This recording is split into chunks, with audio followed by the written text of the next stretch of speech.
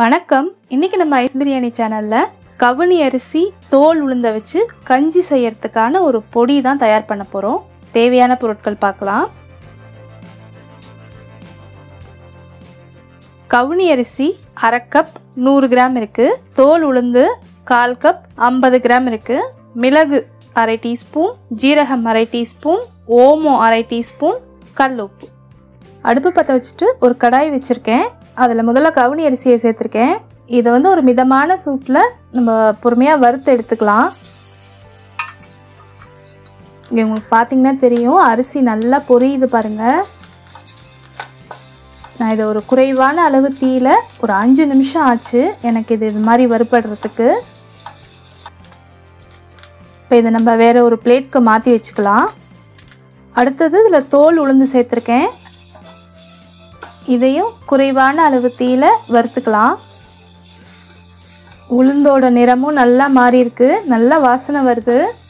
இதையும் ஒரு 5 நிமிஷம் குறைவான அளவு தீயில வறுத்தாச்சு. இதையும் நம்ம வேற ஒரு பிளேட்க்கு மாற்றிக்கலாம். அடுத்தது இந்த ஓமம், மிளகு, ஜீரகம் இது மூணையும் நான் ஒன்றாவே சேர்த்து வறுக்கிறேன். இது குறைவான அளவில் இருக்கிறதுனால நான் ஒன்றா வறுக்கிறேன். இதே நீங்கள் நிறையா வறுக்க போகிறீங்க அப்படின்னா இது தனித்தனியாக வறுக்கிறது தான் நல்லது. நல்லா உங்களுக்கு பார்த்தா தெரியும், இந்த ஓமமும் ஜீரகமும் வெடிக்க ஆரம்பிக்குது. இது ஒரு 3 நிமிஷம் ஆச்சு குறைவான அளவு தீயில. இதையும் நம்ம அதே பிளேட்க்கு மாற்றிக்கலாம்.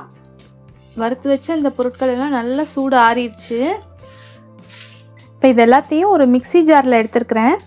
நல்லா ஒரு நைஸான பவுடராக நான் அரைச்சிருக்கேன் பாருங்கள். கொஞ்சம் ரவா மாதிரி இல்லாமல் ரவாவை விட இன்னும் கொஞ்சம் நைஸாக இருக்குது.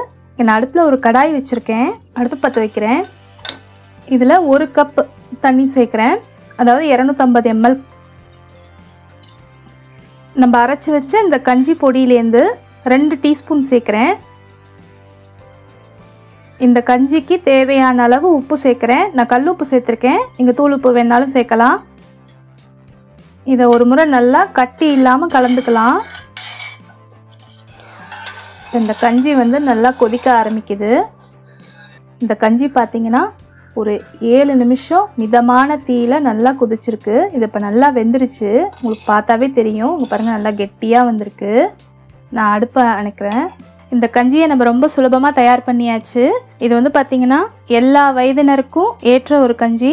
குறிப்பாக சர்க்கரை நோய் இருக்கிறவங்களுக்கும் உடல் எடை குறைக்கணும்னு நினைக்கிறவங்களும் உங்களோட டயட்டில் நீங்கள் இதை ரெகுலராக சேர்த்துக்கலாம். இப்போ இந்த மாதிரி பாரம்பரிய அரிசி வகைகளை நம்ம உணவு பழக்கத்தில் சேர்த்துக்கிறது, இதை நிறைய நேரம் ஊற வைக்கணுமே, ஏதாவது புதுசாக முறை இருக்குமா அப்படின்னு யோசிச்சிங்கன்னா இது ஒரு எளிமையான வழி. நீங்கள் உங்கள் உணவு பழக்கத்தில் தொடர்ந்து எடுத்துக்கலாம். அது இல்லாமல் இதில் நம்ம மிளகு, ஜீரகம், ஓமம் சேர்த்துருக்கோம். இது உங்களுக்கு கூடுதல் செரிமானத்துக்கு உதவும். இன்னும் முக்கியமாக சொல்லணும்னா இந்த கவுனி அரிசி நம்மளோட இம்யூன் பவரை அதிகரித்து கொடுக்கும். இந்த கஞ்சி செய்யறதுக்கு ரொம்ப நேரம் நமக்கு ஆகலைங்க. இது நம்ம நல்லா பவுடராக அரைச்சி சேமித்து வச்சுக்கிட்டோன்னா இதை நீங்கள் தண்ணியில் கலந்து ஒரு 7 நிமிஷம் தான் ஆச்சு இது நல்லா வேகிறதுக்கு. சட்டுன்னு செஞ்சிடலாம். இந்த கஞ்சியை நீங்கள் வெறும்னே இந்த மாதிரி சின்ன வெங்காயம் கொஞ்சம் மேலே சேர்த்து இதை இப்படியே குடிச்சிங்கன்னா ரொம்ப சூப்பராக இருக்கும். இதுக்கு இன்னும் கூடுதல் சுவை தரத்துக்காக நான் வீட்டிலேயே செஞ்ச காரா பூந்தி வச்சுருக்கிறேன். அப்புறம் கொஞ்சம் மோர் வச்சுருக்கிறேன். இப்போ இந்த கஞ்சியில் இந்த மோர் கொஞ்சம் சேர்த்து இந்த காரா பூந்திலேருந்து கொஞ்சம் மேலே டாப்பிங் மாதிரி போட்டு